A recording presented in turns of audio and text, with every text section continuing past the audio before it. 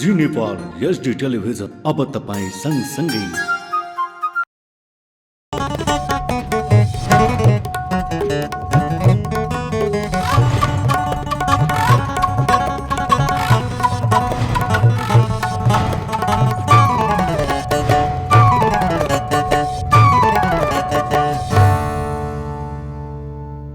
नमस्कार, जी नेपाल न्यूजमा स्वागत छ। म सोनु थापा। सुरु गरौं प्रमुख समाचारका शीर्षकहरूबाट। चीन भ्रमणमा सुर्खेत हिल्सा सडक निर्माणलाई प्राथमिकता दिने प्रधानमन्त्री दाहालको भनाई। आफ्नो चीन भ्रमण उपलब्धिमूलक हुने आशा रहेको उल्लेख। न्यायालयमा विकृति र विसङ्गतिमा शून्य सहनशीलता अपनाउने प्रस्तावित प्रधान न्यायाधीश श्रेष्ठको भनाई। पुराना बक्यौता मुद्दाहरूको न्यूनीकरणमा विशेष जोड दिएको जिकिर। स्वर्गीय प्रदीप गिरी बीपी कोइराला पछिको ठूलो समाजवादी चिन्तक भएको कांग्रेस सभापति देउवाको भनाई। गिरीका लेखकबाट सिङ्गो पार्टी नै लाभान्वित हुने उल्लेख। टर्कीमा बस दुर्घटना हुँदा 12 जनाको मृत्यु, 19 घाइते। दुर्घटनाबारे थप अनुसन्धान जारी। र साफ खेल्ने नेपाली U16 राष्ट्रिय टोलीको घोषणा। प्रतियोगिता सेप्टेम्बर 1 देखि 10 सम्म भुटानमा आयोजना हुने। अब समाचार विस्तारमा। प्रधानमन्त्री पुष्पकमल दाहाल प्रचण्डले आगामी महिना हुने आफ्नो चीन भ्रमणमा सुर्खेत हिल्सा सडक निर्माणलाई प्राथमिकता दिने बताउनु भएको छ। कर्णाली प्रदेश स्थापना दिवसको अवसरमा वीरेन्द्रनगरमा आयोजित कार्यक्रममा उहाँले आफ्नो चीन भ्रमण उपलब्धिमूलक हुने आशा गरेको पनि बताउनुभयो। प्रधानमन्त्री प्रचण्डले भेरी कर्णाली करिडोर लगायतका ठूला सडक परियोजना संघीय सरकारको प्राथमिकतामा रहेको बताउनु भएको छ। प्रधानमन्त्री प्रचण्डले कर्णालीका कच्ची र कमजोर सडकले दुर्घटनाको जोखिम बढेको बारे आफू जानकार रहेको भन्दै यहाँको सडकको पूर्वाधार विकासमा संघीय सरकारले विशेष जोड दिने बताउनुभयो। प्रधानमन्त्री प्रचण्डले कर्णालीमा परिवर्तन महसुस हुने गरी काम गर्ने पनि बताउनुभयो। थाइल्याण्ड र म्यानमारमा रहेका नेपाली भाषीहरूको प्रतिनिधि मण्डल थाई नेपाली एसोसिएसनले उपप्रधानमन्त्री तथा रक्षा मन्त्री पूर्ण बहादुर खड्कासँग भेट गरेका छन्। सोमबार रक्षा मन्त्रालयमा भएको भेटमा थाई नेपाल एसोसिएसनका पदाधिकारीहरूले उपप्रधानमन्त्री तथा रक्षा मन्त्री खड्का समक्ष आफ्ना पुर्खा पनि नेपाली भएको र धेरै वर्षदेखि विदेशमा रही सोही देशको नागरिकका रूपमा काम गरिरहेको बताएका छन्। साथै उहाँहरूले आफूहरू नेपालीकै सन्तान भएको भन्दै पहिचान खुल्ने व्यवस्था मिलाइदिन आग्रह गरेका थिए। भेटमा थाई नेपाल एसोसिएसनका प्रतिनिधिहरूले आफूहरूलाई नेपाल आवत जावत गर्न पाउने तथा गैर आवासीय नेपालीको परिचय पत्र उपलब्ध गराउन आग्रह गरेका थिए। सो अवसरमा उपप्रधानमन्त्री खड्गाले यस विषयमा आफ्नो गम्भीर ध्यानआकर्षण भएको भन्दै संविधानको परिधिभित्र रहेर यस विषयमा प्रधानमन्त्रीसँग छलफल गर्ने आश्वासन दिनुभयो। यसअघि उक्त टोलीले राष्ट्रिय सभाका अध्यक्ष गणेश प्रसाद तिमिल सिन्हासँग पनि भेट गरेका थिए। संसदीय सुनवाई समितिले प्रधान न्यायाधीशमा विशम्बर प्रसाद श्रेष्ठको नाम सर्वसम्मतले अनुमोदन गरेको छ। सिंहदरबारमा सोमबार बसेको समिति बैठकले श्रेष्ठलाई प्रधान न्यायाधीशमा सर्वसम्मतले अनुमोदन गरेको हो। श्रेष्ठले समिति समक्ष भावी कार्ययोजना प्रस्तुत गर्नुभएको थियो।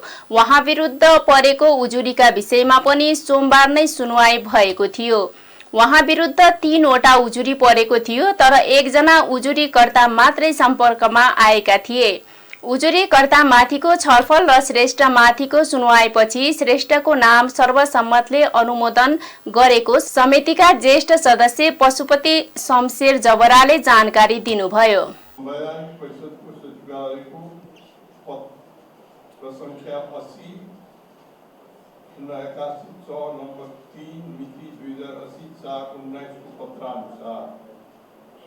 संवैधानिक परिषदको निर्णय बमोजिम श्री विश्वम्बर प्रसाद श्रेष्ठलाई नेपालको प्रधान न्यायाधीशको पदमा नियुक्तिको लागि प्रस्ताव गरी नेपालको संविधानको धारा 292 को उपधारा 1 बमोजिम संसदीय सुनवाईको लागि लेखी आएको संघीय संसदको संयुक्त बैठक र संयुक्त समिति नियमावली 2080 तथा संसदीय सुनवाई समितिको कार्यविधि 2080 बमोजिम सुनवाई गर्दा प्रस्तावित व्यक्तिको योग्यता, क्षमता र अनुभव समेतको आधार संघीय संसदको संयुक्त बैठक र संयुक्त समिति नियमावली 2080 को नियम 26 को उपनियम 5 बमोजिम प्रस्तावित व्यक्तिलाई नेपालको प्रधान न्यायाधीशको पदमा नियुक्तिका लागि सर्वसम्मतिले अनुमोदन गर्यो। संवैधानिक परिषदको बैठकले नाम सिफारिस गर्ने र संसदीय सुनवाई समितिले अनुमोदन गरेपछि राष्ट्रपतिले प्रधान न्यायाधीश नियुक्त गर्ने संवैधानिक व्यवस्था छ। यसअघि संवैधानिक परिषदको साउन 18 गते बसेको बैठकले सर्वोच्च अदालतका वरिष्ठ न्यायाधीश श्रेष्ठलाई प्रधान न्यायाधीश नियुक्तिका लागि सिफारिस गरेको थियो। समाजवादी मोर्चाको भदौ 8 गतेदेखि 7 प्रदेशमा सभा गर्ने निर्णय गरेको छ। सोमबार नेकपा एकीकृत समाजवादी पार्टीको केन्द्रीय कार्यालय आलोकनगरमा बसेको मोर्चाको बैठकले 7 प्रदेशमा सभा गर्ने निर्णय गरेको नेकपा एकीकृत समाजवादीका उपाध्यक्ष प्रमेश हमालले जानकारी दिनुभयो। भदौ 8 गते मध्य प्रदेशको वीरगञ्जमा, 12 गते लुम्बिनी प्रदेशको बुटलमा, 13 गते सुदूरपश्चिम प्रदेशको धनगढीमा, 14 गते कर्णाली प्रदेशको सुर्खेतमा, 15 गते गण्डकी प्रदेशको पोखरामा, 23 गते बागमती प्रदेशको हेटौडामा तथा 25 गते कोशी प्रदेशको विराटनगरमा सभा गर्ने निर्णय गरेको उहाँले बताउनुभयो। सोही घोषणा सभाबाट प्रदेश मोर्चाको गठन गरिने निर्णय भएको उपाध्यक्ष हमालले बताउनुभयो। त्यस्तै बैठकमा सरकारको कामको समीक्षा, समसामयिक राजनीतिक घटनाक्रम लगायतका विषयमा छलफल भएको जनाइएको छ। हाम्रो केन्द्रीय संयोजन समितिको बैठकको आज 3वटा कार्यसूची थियो। त्यसमा पहिलो भनेको समसामयिक राजनीति र समाजवादी मोर्चाको प्रभावकारी भूमिकाको बारेमा, दोस्रो विषय थियो हाम्रो चाहिँ नि यो 7 प्रदेशमा हामीले सन्देश सभाको आयोजना गर्दैछौँ, त्यसको हामीले चाहिँ नि आज निर्णय गरेका छौँ। र तेस्रो विषय चाहिँ नि हामीले हाम्रो यो सचिवालयमा गरेका निर्णयहरूको अनुमोदन गर्ने कार्यक्रम थियो। यी तीनवटा एजेन्डामा हामीले छलफल गऱ्यौँ। समसामयिक राजनीतिक विषयमा र समाजवादी मोर्चाको प्रभावकारी भूमिकालाई अगाडि बढाएर लैजानुपर्छ, यसलाई एउटा शक्तिको रूपमा विकास गर्नुपर्छ र समाजवादी आन्दोलनलाई अगाडि बढाउनुपर्छ भन्ने कुरामा हामीले दृढता व्यक्त गऱ्यौँ। साथसाथै 7वटा प्रदेशमा हामीले हामीले सन्देश सभाको कार्यक्रमको आयोजना गर्ने कुराको आज हामीले चाहिँ निर्णय गरेको छौँ। त्यसमा हामीले 8 गते मधेसमा वीरगञ्जमा कार्यक्रम गर्नेछौँ। त्यस्तै किसिमले हामीले 12 गते लुम्बिनीको बुटवलमा, 13 गते सुदूरपश्चिमको धनगढीमा, 14 गते कर्णालीको सुर्खेतमा, 15 गते गण्डकीको पोखरामा, त्यस्तै किसिमले 23 गते बागमतीको हेटौडामा र 25 गते हामीले कोशीको विराटनगरमा यो सन्देश सभाको आयोजना गर्नेछौँ। र त्यो सन्देश सभामा हामीले चाहिँ नि प्रदेशको मोर्चाको पनि गठन गर्नेछौँ। त्यस्तै नेकपाका नेपाल कम्युनिस्ट पार्टीका महासचिव नेत्र विक्रम चन्द विप्लवले समाजवादी मोर्चालाई सशक्त रूपमा अघि बढाउने र प्रदेशमा सभा गर्ने लगायत सरकारले थालेको भ्रष्टाचार विरुद्धको अभियानलाई समर्थन गर्ने निर्णय गर्नुभएको जानकारी दिनुभयो। र एउटा तरङ्गमय जो वातावरणमा चाहिँ मोर्चाको घोषणा भएको थियो, समय अलिकति लम्बिँदाखेरि बाहिर के हो भन्ने पनि थियो, तर आजबाट त्यो चाहिँ अन्त्य भएको छ र हामीले 9 गतेदेखि प्रदेश स्तरको घोषणा सभाहरू गर्ने निर्णय गरेका छौँ। सँगसँगै यो देशमा जो भ्रष्टाचार विरोधी आन्दोलन चलिरहेको छ त्यसलाई समर्थन गर्ने गरी हामी सोच्नुपर्छ। प्रदेशहरूको संयोजक प्रदेश घोषणा सभामा नै तोकिन्छ, होइन यहाँ केन्द्रको यहाँ त हाम्रो अस्ति नै भइसक्यो नि। तपाईँले सायद सुन्नु, माधव नेपाल कमरेड चाहिँ अहिले हाम्रो संयोजक हुनुहुन्छ। भनेको त्यही निरन्तरता त्यो 4 महिना जान्छ, यो 4 महिना जान्छ, त्यसपछि फेरि अर्को गर्नुहुन्छ। तालमेल त राम्रै मिलिरहेको छ एकदमै राम्रो। मोर्चामा तपाईहरु संसदीय हैन जुन प्रणाली हो यसलाई स्वीकार नगरेको र उहाँहरु संसदीय दल मजाले मिलिरहेको छ। यो नै नेपालको मौलिकता हो, नेपाली विशेषताको समाजवाद यसको मौलिकता हो भन्नुस् न, एकदम राम्रो हुन्छ, राम्रो छ। तपाईले सोच्नु भएको भन्दा पनि राम्रो छ। मोर्चामा नेकपा माओवादी केन्द्र, जनता समाजवादी पार्टी जसपा, नेकपा एकीकृत समाजवादी पार्टी र विप्लव नेतृत्वको नेकपा आबद्ध छन्। सर्वोच्च अदालतका प्रस्तावित प्रधान न्यायाधीश विशम्बर प्रसाद श्रेष्ठले न्यायालयमा बिचौलिया, विकृति र विसङ्गतिमा शून्य सहनशीलता अपनाउने बताउनु भएको छ। सोमबार सिंहदरबारमा बसेको संसदीय सुनवाई समिति बैठकमा आफ्नो भावी कार्ययोजना प्रस्तुत गर्दै श्रेष्ठले न्यायालयमा विकृति र विसङ्गतिको विषयमा आफू गम्भीर रहेको भन्दै अदालतमा अनावश्यक व्यक्तिको प्रवेशमा रोक लगाउँदै विकृति र विसङ्गतिलाई अन्त्य गर्ने बताउनु भएको हो। न्यायपालिकाको स्वतन्त्रता सम्बन्धी मूल्य मान्यतालाई अक्षुण्ण राख्दै छिटो छरितो, स्वच्छ, निष्पक्ष, सुलभ, गुणस्तरीय एवं प्रभावकारी न्याय सम्पादनको माध्यमबाट सबैलाई न्याय सुनिश्चित गर्ने तथा सुशासन र गुणस्तरीय सेवा प्रवाहमा दृढ संकल्पित रहेको उहाँले बताउनुभयो। उहाँले मुद्दा फर्स्योटलाई छिटो छरितो तथा प्रभावकारिता बनाउने र पुराना बक्यौता मुद्दाहरूको न्यूनीकरणमा विशेष जोड दिएको जिकिर गर्नुभयो। फरक मुद्दा व्यवस्थापन पद्धति योजनालाई मुलुकको अवस्था र आवश्यकताको सापेक्षतामा निर्माण गरिएको र जिल्ला अदालत तथा उच्च अदालतमा लागू समेत भइरहेको उहाँले बताउनुभयो। कुन विनियोजित बजेटको कुल राष्ट्रिय बजेटको 10 वर्ष अगाडि 0.57% थियो, अहिले 0.43% मात्रै न्यायपालिकालाई बजेट राखिएको छ। उल्लेखित तथ्याङ्कहरूबाट मुद्दाको कार्यबोझ क्रमशः बढ्दै गएको अवस्था देखिन्छ। 61 साल असारको तुलनामा 2080 साल असार आइपुग्दा सर्वोच्च अदालत लगायत सबै अदालतहरूको मुद्दाको लगत तीव्रभन्दा बढी वृद्धि भएको छ। न्यायपालिका जनशक्ति क्रममा बढ्दै गएको देखिए तापनि अदालतको कार्यबोझको आधारमा वृद्धिको अनुपातमा जति बढोत्तरी हुन सकेको छैन। न्यायपालिकालाई विनियोजित बजेटको अवस्थालाई हेर्दा आवधिक रूपमा बजेटको आकार केही वृद्धि भएको देखिए तापनि अदालतको कार्यबोझ र जनशक्तिमा भएको वृद्धिको अनुपातमा अत्यन्त न्यून रहेको छ। कुल राष्ट्रिय बजेटको अनुपातमा न्यायपालिकालाई विनियोजित बजेटको वृद्धि ऋणात्मक देखिएको छ। मुद्दा व्यवस्थापनमा सुधार र फरक मुद्दा व्यवस्थापन पद्धति, यो DCM पद्धति अहिले हामीले जिल्ला र उच्च अदालतमा लागू गरेका छौँ। यो एउटा नौलो व्यवस्थापन हो। अदालत व्यवस्थापन प्रमुख आयाम मुद्दा व्यवस्थापन हो। न्याय सम्पादनलाई छिटो छरितो, अनुमानयोग्य र प्रभावकारी बनाउन उपयुक्त मुद्दा व्यवस्थापन पद्धतिको अवलम्बन वाञ्छनीय हुन्छ। मुद्दा व्यवस्थापन पद्धतिमा का सम्बन्धमा विभिन्न चरणमा अध्ययन भई प्रतिवेदन पेश भएका छन्। पछिल्लो पटक 75 सालमा बेरो संयुक्त रूपमा गठित मुद्दा व्यवस्थापन पद्धति विकास सम्बन्धी अध्ययन समितिले दिएको प्रतिवेदनका आधारमा चौथो पञ्चवर्षीय रणनीति योजनाको महत्त्वपूर्ण पक्षको रूपमा फरक मुद्दा व्यवस्थापन पद्धति योजनामा समावेश गरिएको छ। स्वतन्त्र न्यायपालिका, विधिको शासन, लोकतन्त्र एवं एक अर्काका परिपूरक र अन्तर्सम्बन्धित अवधारणा हुन् भन्ने मलाई लाग्दछ। न्यायपालिकाप्रति आम नागरिकको आस्था र विश्वास अभिवृद्धिको गर्नको लागि न्यायिक सुशासनलाई संस्थागत रूपमा वर्धन गर्दै जान आवश्यक छ। न्यायिक सुशासनले इमानदारिता, उच्च नैतिक चरित्र, स्वच्छता, सदाचार तथा चुस्त दुरुस्त न्यायिक प्रशासन, आर्थिक अनुशासन एवं सेवाग्राही मध्य व्यवहार जस्ता मूल्य मान्यताको अपेक्षा गर्दछ। यस न्याय प्रशासनलाई स्वच्छ, निष्पक्ष, पारदर्शी, उत्तरदायी र सहभागितामूलक बनाउँदै न्यायपालिकाबाट प्रदान हुने सेवा सुविधामा नागरिकको समान र सहज पहुँच सुनिश्चित गर्न सकिए मात्रै न्यायिक सुशासनको अनुभूति हुन सक्दछ।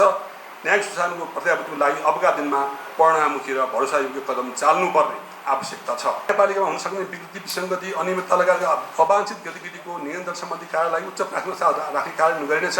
अदालतहरूमा हुन सक्ने अनियमितता र भ्रष्टाचारजन्य कार्यप्रति शून्य सहिष्णुताको नीति अवलम्बन गर्ने, अनुगमन तथा पूर्वेक्षण र निगरानीमूलक संयन्त्रको क्रियाशीलता मार्फत अनियमितता तथा भ्रष्टाचारजन्य गतिविधिको नियन्त्रण गर्ने पहल गर्ने, सदाचारयुक्त व्यवहारलाई प्रोत्साहन गर्नुको साथै अदालतमा हुन सक्ने विकृति विसङ्गतिको बारेमा जनस्तरमा सचेतनामूलक कार्यक्रम सञ्चालन गर्ने, अनियमितता, ढिलासुस्ता, भ्रष्टाचार जन्य गतिविधिको नियन्त्रण गर्न सूक्ष्म अनुगमकर्ता खटाई प्रतिवेदन लिने र कारबाही गर्ने प्रणाली विकास गर्ने। उहाँको कार्ययोजनामा न्यायमा सहज पहुँच, अभिवृद्धिका लागि उपयुक्त रणनीति तथा कार्यक्रम सहित वार्षिक कार्ययोजना तयार गरी कार्यान्वयन गर्ने लगायत छन्। नेपाली कांग्रेसका सभापति शेरबहादुर देउवाले स्वर्गीय प्रदीप गिरीको प्रेरणाबाट सिङ्गो पार्टी लाभान्वित हुनुपर्नेमा जोड दिनुभएको छ। सोमबार पार्टी कार्यालय सानेपामा समाजवादी चिन्तक, लेखक एवं कांग्रेसका निष्ठावान त्यागी नेता प्रदीप गिरीको पहिलो वार्षिकीमा आयोजित स्मरण सभामा देउवाले स्वर्गीय प्रदीप गिरीका कृतिहरूलाई पार्टीले प्रकाशित गरेर उहाँको प्रेरणाबाट सिङ्गो पार्टी लाभान्वित हुनुपर्नेमा जोड दिनुभएको हो। स्वर्गीय गिरीका लेख र कुरा हेर्दा गणतन्त्रका लागि धेरै अघिदेखि नै मत जाहेर गर्ने व्यक्तिका रूपमा आफूले बुझेको उहाँले बताउनुभयो। उहाँले स्वर्गीय प्रदीप गिरी कहिल्यै नथाक्ने समाजवादी चिन्तक भएको पनि बताउनुभयो। लेखहरू कुराहरू वास्तव भन्ने भने उहाँ चाहिँ वास्तवमा उहाँ भित्रबाट गणतन्त्रवादी हुनुहुन्थ्यो, गणतन्त्रवादी नै हुनुहुन्थ्यो। उहाँ गणतन्त्रको लागि कति बेलामा चाहिँ हाम्रो पार्टीका नेताहरूसित पनि उहाँले मतभेद राख्नुभएको थियो। त्यस्तो व्यक्ति हो उहाँ। एकातिर भन्दाखेरि अर्को कुरो ठुलो चिन्तक हो। उहाँ किताबहरू छन् भने अझ पनि प्रकाशित गर्न पर्नुपर्छ, पार्टीले पनि गर्नेछ। र उहाँ चाहिँ नि धेरै ठुलो विद्वान हो कि भनिसक्नु पछाडिको चाहिँ समाजवादी चिन्तक, समाजवादी लेखक उहाँ नै हो। त्यस कारण चाहिँ नि उहाँ कहिल्यै नथाक्ने व्यक्तिको रूपमा मैले लिएको छु। तर उहाँ चाहिँ नि दुर्भाग्यले पछि गएर उहाँलाई चाहिँ नि यस्तो रोग लाग्यो, दिगो नहुने रोग लागेपछि उहाँ चाहिँ नि अब असामयिक मभन्दा पनि धेरै कान्छो व्यक्ति हो उहाँ चाहिँ। अब असामयिक निधन भयो। आज चाहिँ हामी त्यसैको चाहिँ स्मृति दिवस मनाउँदैछौँ यहाँ। त्यस कारण चाहिँ नि उहाँका चाहिँ नि कुराहरू चिन्तन, लेखहरू, किताबहरू हामीले चाहिँ पार्टीले प्रकाशित गर्न चाहिँ नि गर्नुपर्दछ। त्यसबाट हाम्रो सिङ्गो पार्टी लाभान्वित हुनेछ। अहिले रोजा लक्जम्बरको कुरा आयो अघि। रोजा लक्जम्बर उहाँले सच्चा मानेमा नेता, उहाँ समाजवादी चिन्तक मानेर चाहिँ नि यो कम्युनिस्ट आन्दोलन र सोसलिस्ट आन्दोलनको फरक भएको रोजाले गर्दाखेरि हो। पहिले चाहिँ नि समाजवादी आन्दोलन थियो, त्यसमा चाहिँ नि पछि कम्युनिस्ट इन्टरनेसनल र सोसलिस्ट इन्टरनेसनल बन्यो। त्यसमा चाहिँ नि कम्युनिस्ट इन्टरनेसनल चाहिँ नि कम्युनिस्टहरू गए, रोजा चाहिँ नि त्यहाँ डिफर गरेर चाहिँ नि लेनिनसँग सबसँग डिफर गर्ने त्यसले गरेर चाहिँ नि यो चाहिँ यो हुँदै यो चाहिँ यो त्यस्तो कम्युनिस्ट हुने होइन, यो चाहिँ समाजवादी हो हामीहरू भनेर चाहिँ उनले मल्टी पार्टी डेमोक्रेसी र चाहिँ नि प्लुरलिस्टिक सोसाइटीको लागि उनी चाहिँ नि लडिन्। त्यस कारण चाहिँ नि यो चाहिँ नि हाम्रो पनि अन्तिम संविधानमा पनि बहुलवाद भन्ने शब्द राखेको त्यही प्लुरलिस्टिक सोसाइटीको कुरा हो। त्यसैले चाहिँ नि आज चाहिँ नि प्रदीपजी अत्यन्तै रोजाको फ्यान हुन्थ्यो। रोजालाई जब खुब पढ्नुभएको थियो, धेरै बुझ्नुहुन्थ्यो, खुब पढ्ने, खुब लेख्ने, नथाक्ने व्यक्ति। त्यस्तै कांग्रेस महामन्त्री गगन कुमार थापाले कांग्रेसका पछिल्लो पुस्ताहरूलाई स्वर्गीय गिरीले हात समाएर साथ दिएको स्मरण गर्नुभयो। गिरीका संग्रहलाई प्रकाशन गरेर कांग्रेसमा आएका नयाँ पिढीलाई ज्ञान प्रदान गर्नुपर्ने उहाँको भनाइ छ।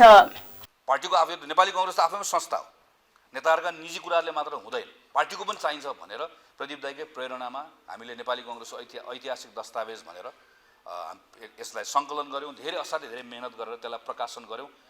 यसरी हाम्रो जेनेरेसनका थुप्रै साथीहरूलाई कसरी सोच्ने, कसरी समाजलाई बुझ्ने भन्ने कुराहरूको सन्दर्भमा खालि भनिदिएको मात्र होइन, उत्साहित गरिदिएको मात्र होइन, हामीलाई हात समातेर बाटो देखाएको प्रदीप गिरी हामी यसरी स्मरण गर्छौँ र उहाँलाई त्यसै गरिकन हामी उहाँलाई सधैँभरि सम्झन्छौँ पनि। किन प्रदीप दाईको एउटा समस्या भयो, हामीले जहिले पनि उहाँलाई भन्यौँ, दाइ तपाईँसँग यति धेरै कुरा छ, तर हामीलाई कहिले पनि लागेको थिएन प्रदीप दाइले छिटो जानुहुन्छ भनेर, तर मनमा डर त हुने भयो। तर उहाँलाई भन्थ्यौँ हामीहरू, तपाईँ भएकै बेलामा यी सबै कुरालाई एक ठाउँ सङ्गठित गर्नुपर्छ, यसलाई सिलसिलेवार मिलाएर तपाईँले जसरी बिपी कोइरालाको पुस्तकहरूका बारेमा यत्रो समय खर्च गर्नुभएको छ, तपाईँको आफ्नै पनि प्रकाशन निस्कनुपर्छ। भोलि प्रदीप गिरीको विचार भनेर हामीले त्यसलाई भन्न पाउनुपर्छ भनेर हामीले धेरैचोटि उहाँसँग कुरा भन्यौँ।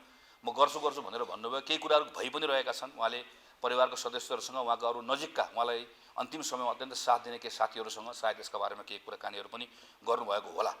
तर मलाई के लाग्छ भने यति धेरै कुरा उहाँले बोल्नुभएको छ, लेख्नुभएको छ, फुटकर लेखहरू छन्, रचनाहरू छ, उहाँले यति धेरै ठाउँ बोल्नुभएको छ। यो सबै कुरालाई पार्टीबाट यो आजको स्मरण सभा सकिएपछि हामी गर्छौँ काम यसमा, तर अरू साथीहरूको मद्दत चाहिन्छ हामीलाई। के चाहन्छु भने अनुरोध पनि गरेर टुङ्ग्याउन चाहन्छु, नयाँ जेनेरेसनको साथीहरू जो आजै हलमा हुनुहुन्छ, तपाईँहरूले कम्तीमा पनि यो तपाईँहरूको बोलीमा यी सबै कुराहरूमा, तपाईँहरूको थट प्रोसेसमा, तपाईँहरूको वर्ल्ड भ्यू तयार गर्ने कुरामा जति बढी तपाईँहरूले प्रदीप गिरी पढ्नुभयो त्यति बढी खोजी तपाईँहरूले पढ्नुहोस्। यसले तपाईँहरूलाई नै निखार्छ, तपाईँहरूलाई तिखार्छ। क्यान्सरबाट पीडित नेता गिरीको उपचारका क्रममा 1 वर्ष अघि भाद्र 4 गते निधन भएको थियो। गिरीले 1 दर्जनभन्दा बढी पुस्तक लेख्नु भएको छ। प्रत्येक वर्ष श्रावण शुक्ल पञ्चमीका दिन मनाइने नाग पञ्चमी परम्परा अनुसार नागको पूजा अर्चना गरी घरमा मूल ढोकामा टाँसेर मनाइएको छ। यसरी नागको तस्बिर टाँस्दा वर्षभर घरमा नाग, सर्प र बिच्छी लगायतका जीवले दुःख नदिनुका साथै अग्रिम, मेघ र चट्याङको भयबाट पनि बस्न सकिन्छ भन्ने धार्मिक विश्वास छ। एक रिपोर्ट। नाग पञ्चमी पर्व आज परम्परा अनुसार पूजा अर्चना गरी घरको मूल ढोकामा नागको तस्बिर टाँसेर मनाइएको छ। यो पर्व हरेक वर्ष साउन शुक्ल पञ्चमीको दिन मनाउने गरिन्छ। यस वर्ष साउनमा अधिक मास परेका कारण सौर मास अनुसार भदौमा यो पर्व परेको हो। नागको तस्बिर टाँस्दा वर्षभर घरमा नाग, सर्प र बिच्छी लगायतका जीवले दुःख नदिनुका साथै अग्नि, मेघ र चट्याङको भयबाट पनि बच्न सकिन्छ भन्ने धार्मिक विश्वास रहिआएको छ। नाग पूजाको प्रचलन वैदिक कालदेखि नै सुरु भएको हो। वैदिक मान्यता अनुसार नागलाई सर्पको राजा मानिन्छ। नाग रिसाए भने पानीको अभाव हुने भएकाले पानीका लागि पनि नागलाई खुसी पार्न पूजा गर्ने परम्परा बसेको हो। वराह पुराणमा उल्लेख भए अनुसार श्रावण शुक्ल पञ्चमीमा नागराजसँग ब्रह्माको संवाद भएकाले पनि आजको दिनमा नाग पूजाका लागि प्रसिद्ध मानिन्छ। नागका 12 नाम भए पनि 8 कुलका 8वटा नागको पूजा गर्ने वैदिक सनातन कालदेखिको परम्परा रहिआएको छ। अनन्त, वासुकी, पद्म, महापद्म, तक्षक, कुलिर, कर्कट, शङ्ख गरी 8 नागलाई आजको दिन ब्राह्मण पुरोहितबाट पूजा अर्चना गरी घरको ढोकामाथि टाँस्ने गरिन्छ। आजको दिन घरमा नाग टाँसेपछि खेतबारीमा खनजोत गर्न हुँदैन भन्ने मान्यता पनि रहिआएको छ। आज काठमाडौँको नाग पोखरी, टौद, भक्तपुरको सिद्ध पोखरी, ललितपुरको नागदह लगायत देशभरका कुण्ड र नाग मन्दिरहरूमा विशेष रूपमा पूजा गरी नागलाई गाईको दुध, अक्षता, दुबो, खीर र रोटी लगायतका परिकार प्रसाद चढाउने गरिन्छ। नाग पञ्चमीपछि वैदिक सनातनी हिन्दू धर्मावलम्बीहरूको चाडपर्व पनि सुरु हुन्छ। जी नेपाल 4K टेलिभिजनका लागि विक्रम दाहाल, काठमाडौँ। बागमती प्रदेश सरकारको श्रम, रोजगार तथा यातायात मन्त्रालयले आज हेटौडामा प्रदेशको श्रम तथा रोजगार नीति सार्वजनिक गरेको छ। श्रम तथा रोजगार नीति सार्वजनिक कार्यक्रमको उद्घाटन गर्दै प्रदेशका मुख्यमन्त्री शालिक राम जमकट्टेलले प्रदेश सरकारले रोजगारी सिर्जना गर्ने नीति अगाडि सारेको बताउनु भएको छ। अब सरकारले समुदायमा आधारित कृषिको मोडल बनाएर रोजगारीसँग जोड्ने बताउनुभयो। अहिले प्रदेश सरकारले 14 करोड रुपैयाँ बजेट छुट्याएर त्यसबाट 20,000 किसानलाई जोड्ने दावी गर्नुभयो। अब सिप सिकेर मात्र विदेशमा जानुपर्ने गरी सबै युवाहरूलाई सिप सिकाउनेतर्फ आफूहरू लागि परेको बताउनुभयो। बागमती प्रदेशका पत्रकारहरूका लागि पनि सामाजिक सुरक्षा कोषमा जानका लागि 50 लाख रुपैयाँ प्रदेश सरकारले छुट्याइएको, तर यसमा काम गर्नका लागि महासंघले योजना नल्याइएको बताउनुभयो। कार्यक्रममा प्रदेशका श्रम रोजगार तथा यातायात मन्त्री लक्ष्मण लम्सालले संविधानभित्र रहेर मन्त्रालयले श्रम तथा रोजगार नीति ल्याएको बताउनुभयो। यो नीतिले वैदेशिक रोजगारमा जानेहरूलाई पनि न्यूनीकरणमा सहयोग पुग्ने मन्त्री लम्सालले बताउनुभयो। अब मन्त्रालयले नियम कानून र मापदण्ड बनाएर अगाडि बढ्ने पनि उहाँले बताउनुभयो। महिला हिंसा अभियोगमा काठमाडौँ जिल्ला अदालतले माधव गुरागाईलाई दोषी ठहर गरेको छ। साथै उनलाई अदालतले 20,000 रुपैयाँ जरिवाना समेत सुनाएको छ। यससँगै उनी अब सरकारी सेवाका लागि अयोग्य भएका छन्। काठमाडौँका जिल्ला अदालतका न्यायाधीश माधव प्रसाद मैनालीले एकल इजलासले यसबारे फैसला गर्दै सुनसरीको धरान सत्रका गुरागाईलाई महिला हिंसा मुद्दामा दोषी ठहर गरेको हो। 6 महिना अघि यसबारे फैसला सुनाएको अदालतले त्यसको पूर्ण पाठ भने भर्खरै उपलब्ध गराएको हो। महिलामाथि हिंसा गरेको ठहर गरेको अदालतले गुरागाईलाई विद्युतीय कारोबार ऐन 2063 को दफा 47(1) बमोजिम 20,000 रुपैयाँ जरिवाना गर्नुका साथै पीडित राहत कोषमा रु 800 क्षतिपूर्ति रकम जम्मा गर्न पनि आदेश दिएको छ। अपराध पीडित संरक्षण ऐन 2074 को दफा 41(2) मा अदालतबाट दोषी ठहर व्यक्तिबाट रकम असुल गरी पीडित राहत कोषमा जम्मा गर्नुपर्ने प्रावधान छ। 1 महिना सञ्चालन कर्मीलाई फोन, सामाजिक सञ्जाल आदिबाट 4 वर्षसम्म धम्क्याउने, तर्स्याउने गर्दै आएको भन्दै मिडिया सञ्चालक समेत रहेका उनी विरुद्ध मुद्दा दायर भएको थियो। पीडितले नेपाल प्रहरीको साइबर ब्युरोमा जाहेरी दिएपछि 2068 चैत 8 मा काठमाडौँ जिल्ला अदालतमा सञ्चालक गुरागाई विरुद्ध विद्युतीय कारोबार सम्बन्धी मुद्दा दर्ता भएको थियो। ललिता निवास जग्गा प्रकरणमा अनुसन्धानका लागि थुनामा रहेका आरोपीहरूलाई थप 3 दिन हिरासतमा राख्न जिल्ला अदालत काठमाडौँले प्रहरीलाई अनुमति दिएको छ। सीआईबीको हिरासतमा रहेका आरोपितलाई थप 3 दिन हिरासतमा राख्न अदालतले आदेश दिएको हो। ललिता निवासको सरकारी जग्गा व्यक्तिको नाममा नामसारी गरेको अनियमितता प्रकरणमा सीआईबीले सरकारी कागजात किर्ते मुद्दामा अनुसन्धान गरिरहेको छ। यो प्रकरणमा भाटभटेनी सुपरमार्केटका सञ्चालक मीन बहादुर गुरुङ, पूर्व निर्वाचन आयुक्त सुधीर कुमार शाह लगायत हिरासतमा छन्। मालपोत कार्यालयका तत्कालीन प्रमुख धर्म प्रसाद गौतम र समरगञ्ज कम्पनीका पूर्व प्रमुख लोकहरि घिमिरेलाई भने गत हप्ता जिल्ला अदालत काठमाडौँले रिहा गर्न आदेश दिएको थियो। सीआईबीले अनुसन्धान सकेर आज सरकारी वकिलको कार्यालयमा फाइल बुझाउनु पर्ने भए पनि अनुसन्धान नसकेको भन्दै म्याद थपेको हो। त्रिभुवन अन्तर्राष्ट्रिय विमानस्थलबाट बरामद भएको सुन 24 क्यारेटको पुष्टि भएको छ। नेपाल राष्ट्र बैंकको टक्सार महाशाखाले आज गरेको परीक्षणमा सुन 24 क्यारेट शुद्ध पाइएको एक उच्च अधिकारीले जानकारी दिनुभयो। महाशाखाले प्रवक्ता मार्फत राष्ट्र बैंक र राजस्व अनुसन्धान विभागलाई यसबारेमा जानकारी गराइसकेको बताइएको छ। बरामद भएको सुन खोज्न सुन टक्सार महाशाखा ल्याइएको थियो। महाशाखामा साउन 29 गते जोखिएको सुन 60 किलो 789 ग्राम पाइएको थियो। जोखेको भोलिपल्ट सुनलाई गालेर बिस्कुट आकारको बनाइएको थियो। गालिसकेर गुणस्तर परीक्षण गर्दा उक्त सुन 79.9% शुद्ध सुन पुष्टि भएको हो। प्रहरीको केन्द्रीय अनुसन्धान ब्युरो सीआईबीले महाशाखालाई पत्र लेखेपछि सुन जोखिएको थियो। राजस्व अनुसन्धान विभागले साउन 2 गते विमानस्थलको भन्सार कार्यालयबाट छुटेको सुन रहेको ब्रेक्सु विमानस्थल बाहिरबाट बरामद गरेको थियो। भक्तपुरको सानोठिमी स्थित बाल सुधार गृहमा बालकको मृत्युको घटनालाई लिएर तनाव उत्पन्न भएको छ। बाल सुधार गृहमा रहेका कमल बस्नेतको समयमा नै उपचार नपाइएको मृत्यु भएको भन्दै सुधार गृहमा रहेका बाहिर निस्केर प्रदर्शन गरेपछि तनाव उत्पन्न भएको हो। विभिन्न अपराधमा मुछिएर बाल सुधार गृहमा राखिएका बालबालिकाहरूले बाहिर निस्केर प्रदर्शन गरेपछि प्रहरीले हस्तक्षेप गरेको थियो। सो क्रममा बाल सुधार गृहभित्रबाट सुरक्षाकर्मीमाथि ढुङ्गा मुढा भएपछि स्थिति नियन्त्रणमा लिने क्रममा झडप भएको थियो। झडपका क्रममा 8 जना सशस्त्र प्रहरी, 7 जना प्रहरी र 6 जना बाल सुधार गृहमा रहेका बन्दीहरू घाइते भएको भक्तपुरका सहायक प्रमुख जिल्ला अधिकारी एवं सूचना अधिकारी डोलेन्द्र निरौलाले जानकारी दिनुभयो। गेट बाहिर निस्केर प्रदर्शन गर्ने क्रममा केही बालबालिका भागेको उहाँले बताउनुभयो। भागेका मध्ये अधिकांशलाई नियन्त्रणमा लिइसकेको र अन्यको पनि खोजी कार्य जारी रहेको निरौलाले बताउनुभयो। घटनापछि सुधार गृह बाहिर ठूलो संख्यामा सुरक्षाकर्मी तैनाथ गरिएको छ। अब अर्थ समाचार। लगातार दोस्रो दिन सोमबार पनि शेयर बजार दोहोरो अङ्कले घटेको छ।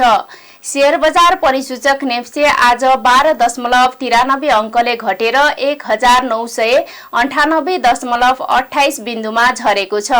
आज सबै समूहको शेयर घटेर बजार राताम्बे देखिएको छ।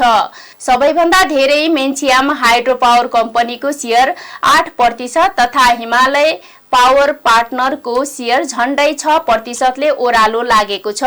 समग्रमा बजार राताम्बे भएको दिन आज सबैभन्दा धेरै लक्ष्मी लघुवित्त र खुटेली बुखाली हाइड्रो पावर कम्पनीको शेयर 10%ले बढेको छ। 41,63,000 किता शेयर 1,40,40,89,00,000 रुपैयाँ कारोबार भएका छन्। सबैभन्दा धेरै शिवम सिमेन्टको 8,02,00,000 रुपैयाँको शेयर खरिद बिक्री भएको छ। अब अन्तर्राष्ट्रिय समाचार। टर्कीको मध्य योगाड प्रान्तमा बस दुर्घटना हुँदा 12 जनाको मृत्यु भएको छ।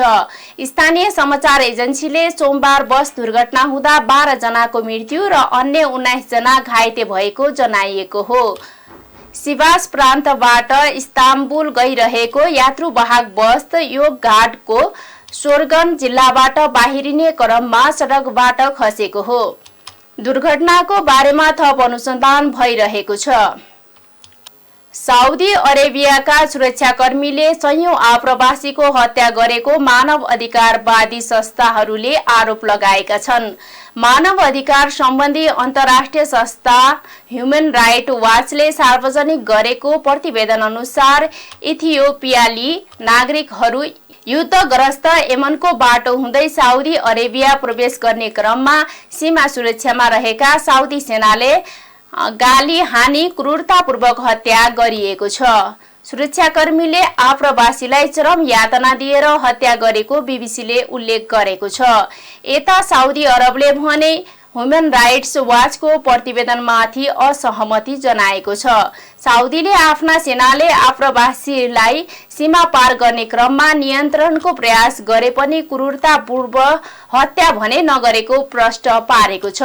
सीमा सुरक्षाका क्रममा साउदी अरेबियाको यमनसँगको उत्तरी सीमामा कहिलेकाहीँ विस्फोट र आफ्ना सुरक्षाकर्मीमाथि लक्षित हमला हुने गरेको जनाएको छ।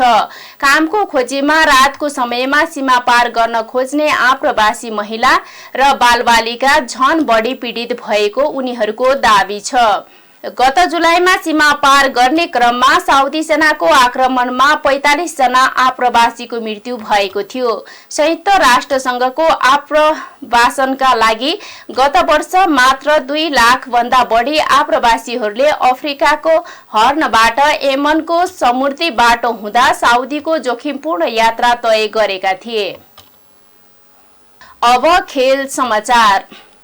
साफ U16 च्याम्पियनसिप 2023 का लागि नेपाल U16 राष्ट्रिय टोलीको घोषणा भएको छ। प्रतियोगिताका लागि मुख्य प्रशिक्षक रविन्द्र शिलाकारले सोमबार टोलीको घोषणा गरेका हुन्। नेपाली टोलीले भुटानमा सेप्टेम्बर 1 देखि 10 सम्म आयोजना हुने साफ U16 च्याम्पियनसिप 2023 मा सहभागिता जनाउनेछ। प्रतियोगितामा नेपाल सहित 6 देशको सहभागिता रहनेछ। सहभागी 6 टिमलाई 2 समूहमा विभाजन गरिएको छ। समूह ए मा नेपाल सहित भारत र बंगलादेश रहेका छन्। समूह बी मा भने आयोजक भुटान, मालदिप्स र पाकिस्तान रहेका छन्। खेल समाचार सँगै हामी जी नेपाल न्यूजको अन्त्यमा आइसकेका छौं। जाँदा जाँदै प्रमुख समाचारका शीर्षकहरू पुनः एकपटक। चीन भ्रमणमा सुर्खेत हिल्सा सडक निर्माणलाई प्राथमिकता दिने प्रधानमन्त्री दाहालको भनाई।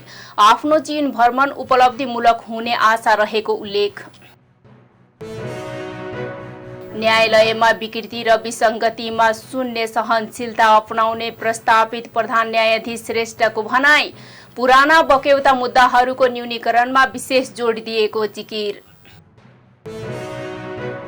स्वर्गीय प्रदीप गिरी बीपी कोइराला पछिको ठूलो समाजवादी चिन्तक भएको कांग्रेस सभापति देउवाको भनाई। गिरीका लेखकबाट सिङ्गो पार्टी नै लाभान्वित हुने उल्लेख। टर्कीमा बस दुर्घटना हुँदा 12 जनाको मृत्यु, 19 घाइते। दुर्घटनाबारे थप अनुसन्धान जारी। र साफ खेल्ने नेपाली U16 राष्ट्रिय टोलीको घोषणा। प्रतियोगिता सेप्टेम्बर 1 देखि 10 सम्म भुटानमा आयोजना हुने। प्रमुख समाचारका शीर्षकसँगै अहिलेका लागि जी नेपाल न्यूज सकियो। ताजा समाचार र मनोरञ्जनका लागि जी नेपाल 4K टेलिभिजन हेर्दै गर्नुहोला। नमस्कार।